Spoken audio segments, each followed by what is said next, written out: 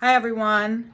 I want to introduce one of my very nice, wonderful woman of God friends who has a testimony that is beyond belief. And I'm just going to share it with you. So I hope it encourages you and I hope you enjoy it. All right? Amen. You're on. Okay, hi, my name's Annette, and I am grateful that Liz asked me to do this.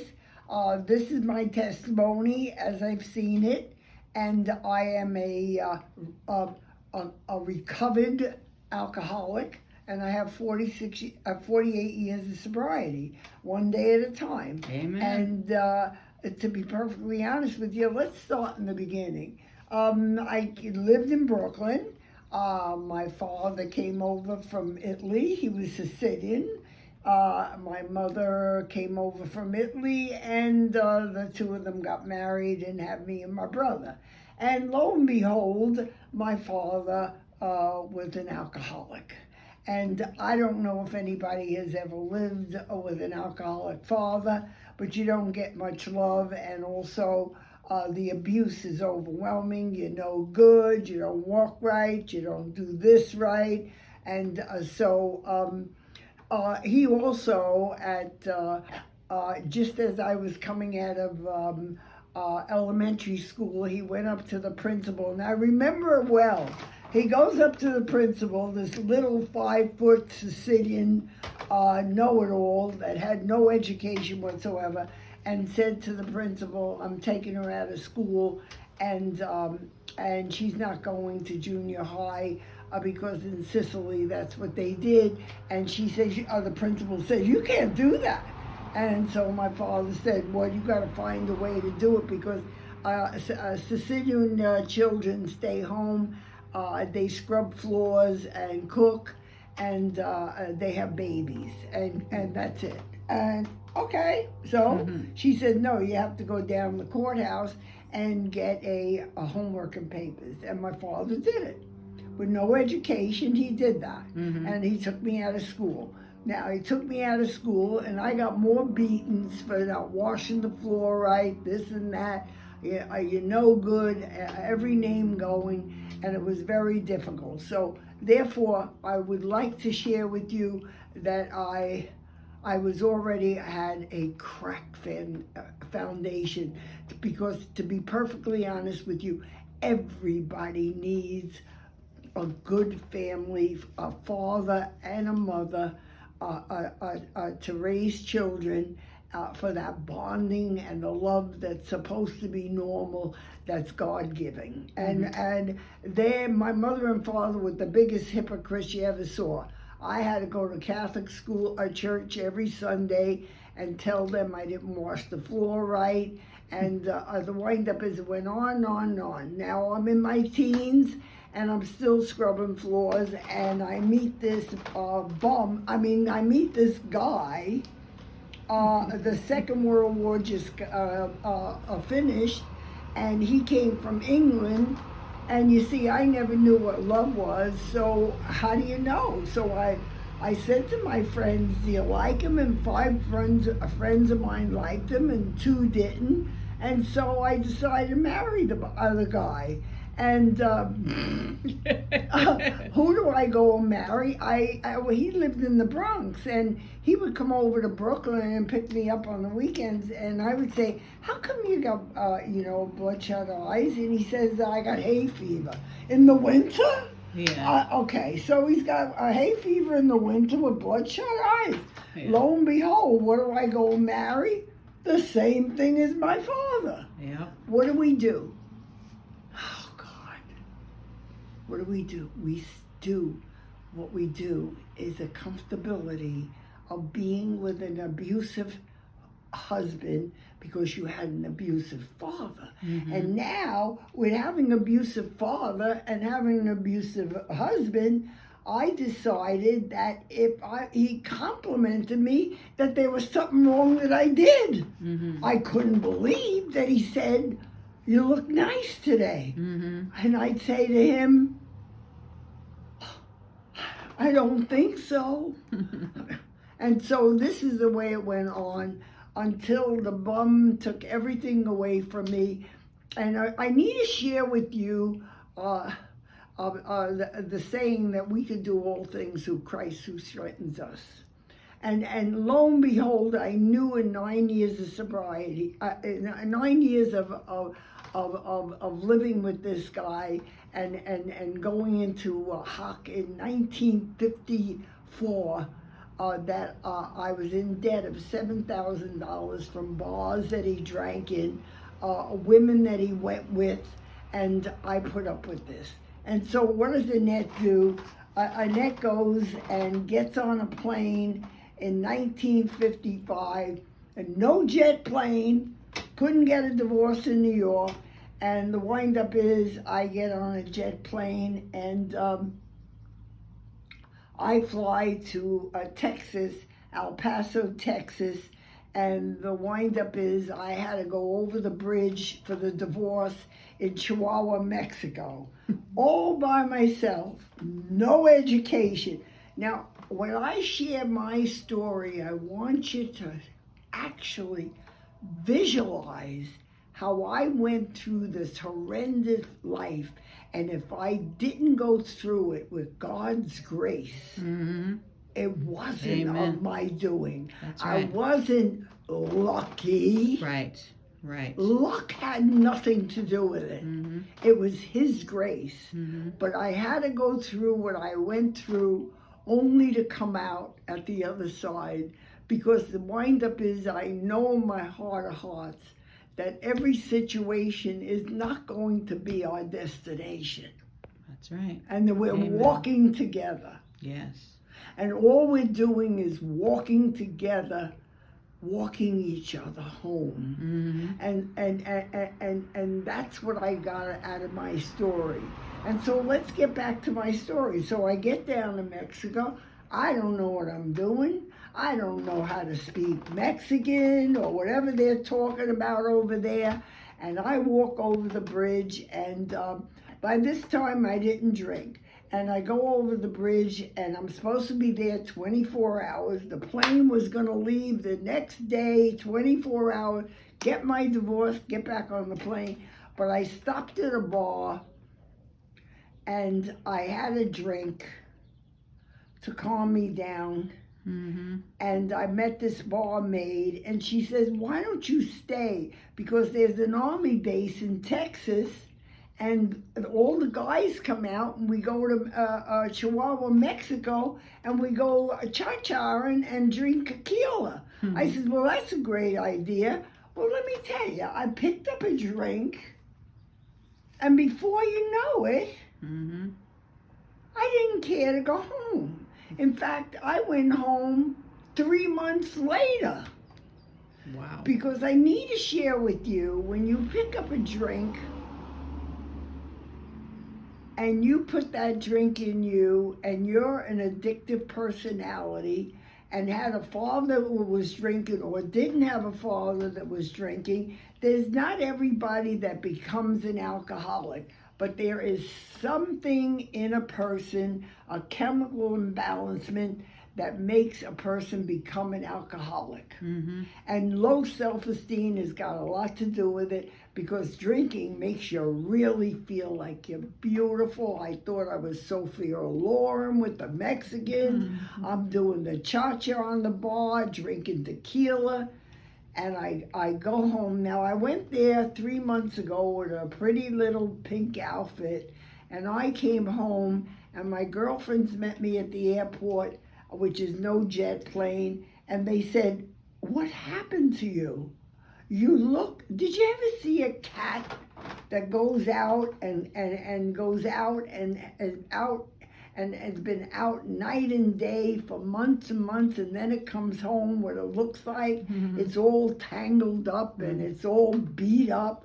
Well, that's me. I came home so exhausted that it was pathetic. So I get home, and now I have a dry cleaning store.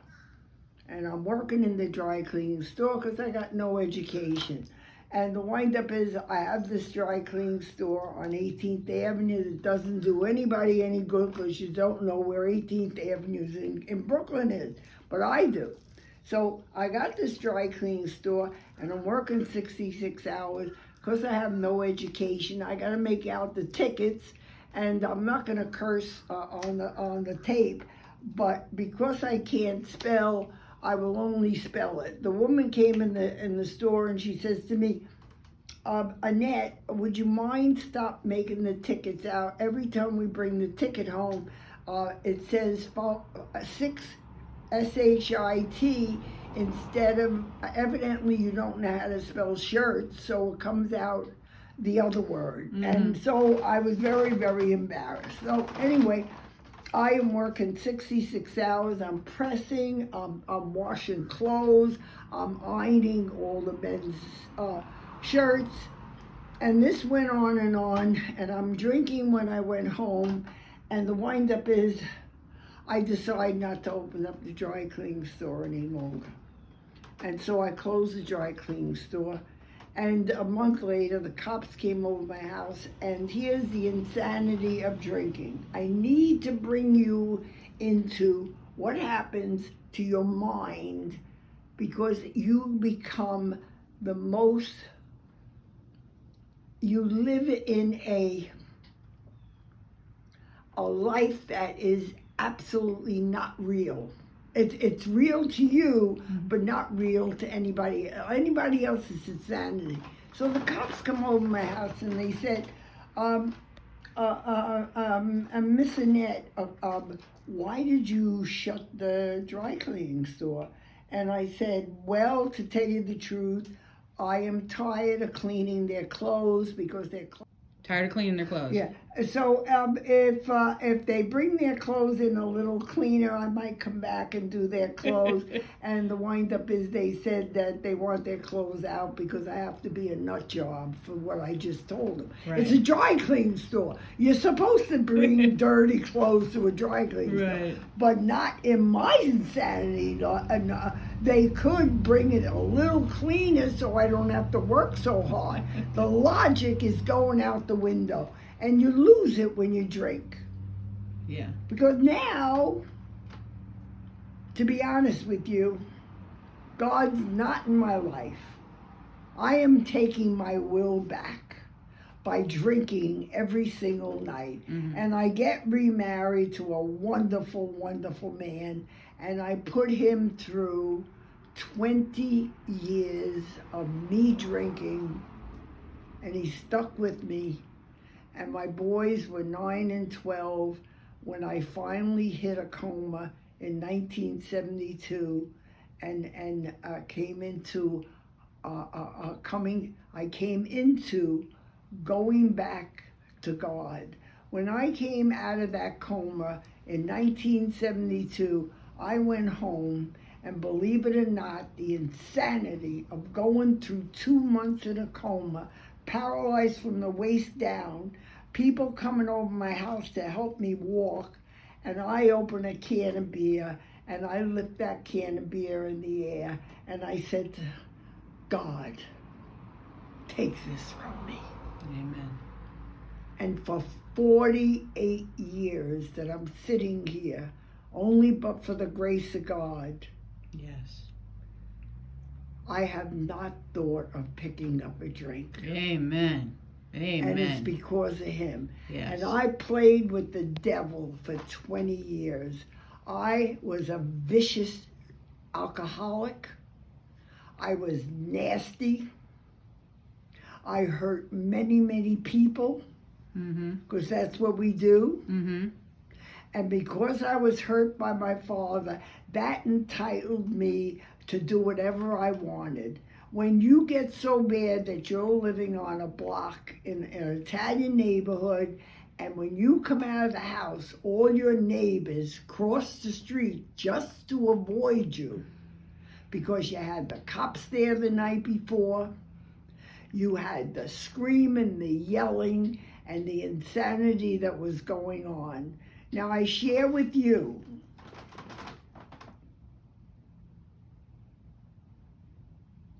you could just imagine what I went through with drinking 20 years. I was 220 pounds when I started to drink, and I was overweight. By the time I hit the coma, I was 78 pounds. Wow. Wow. In the hospital in a coma. Jesus. Because the wind-up is, not only did I drink, I couldn't eat no more. The food didn't stay down. Everything came out of me.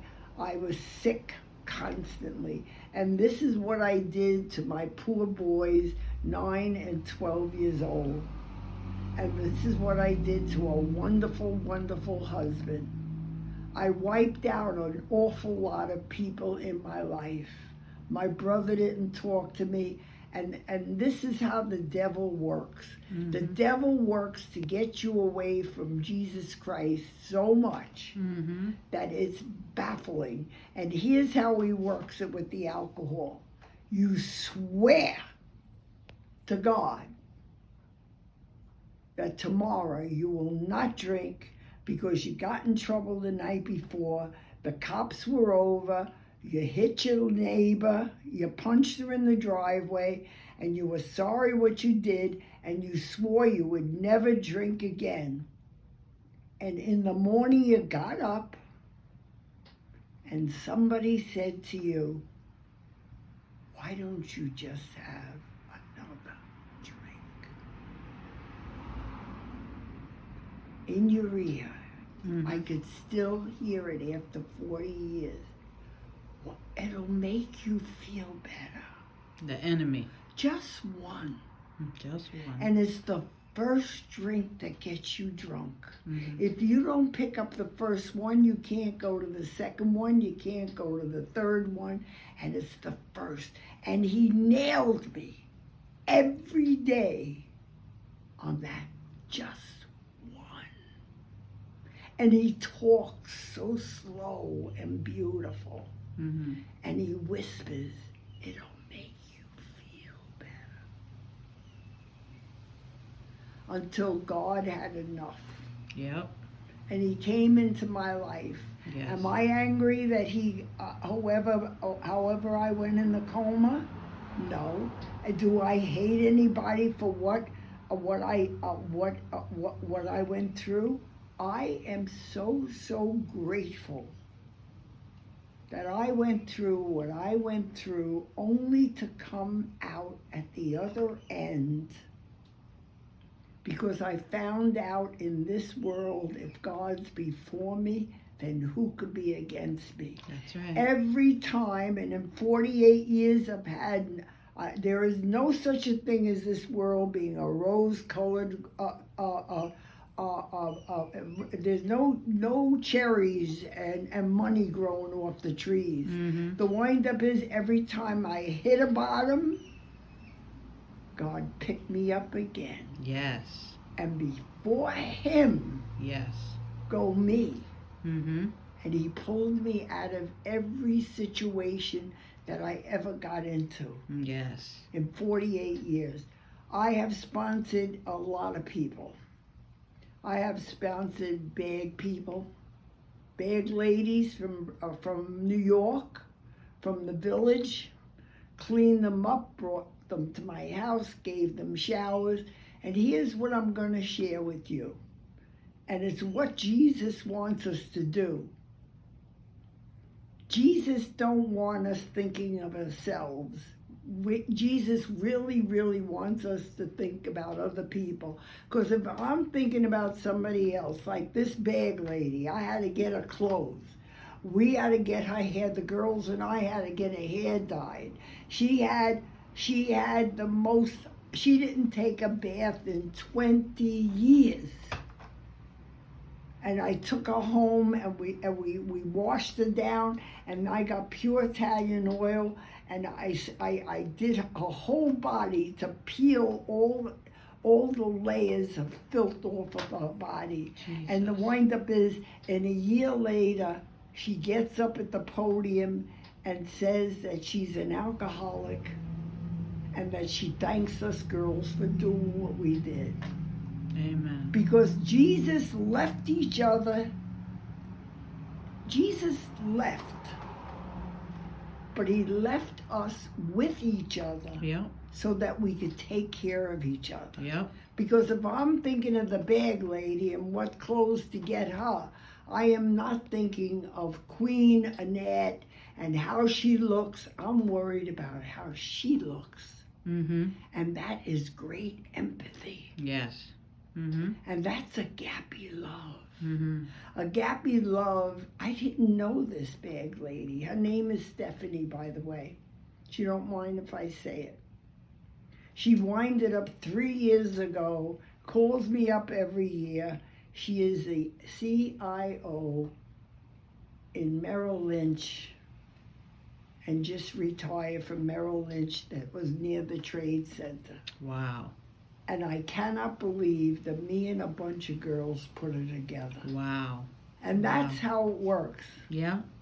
Yeah. That's how he left us. In Revelations it says, I leave you each other Yes. to take care of each other. Yeah. Mm-hmm. And so, could I not say to you at 89 years old, and you must be saying, well, she's almost ready to go, so she's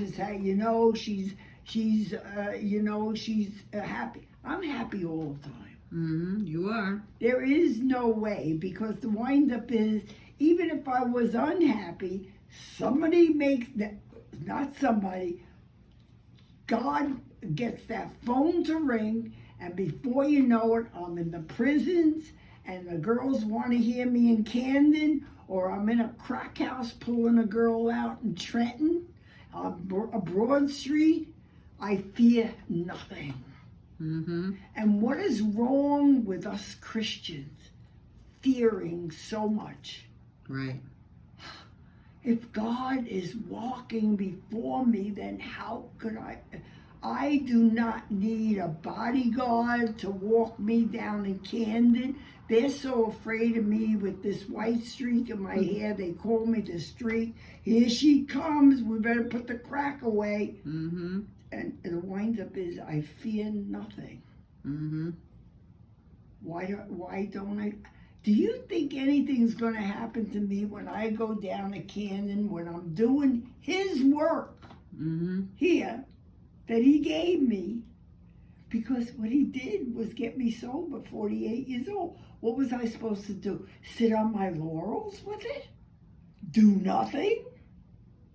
But look pretty or just go through? No. My job is to give what was given to me away to another human being, so nothing happens to me. I have been in crack houses where I have been cornered with rats that were sized as cats.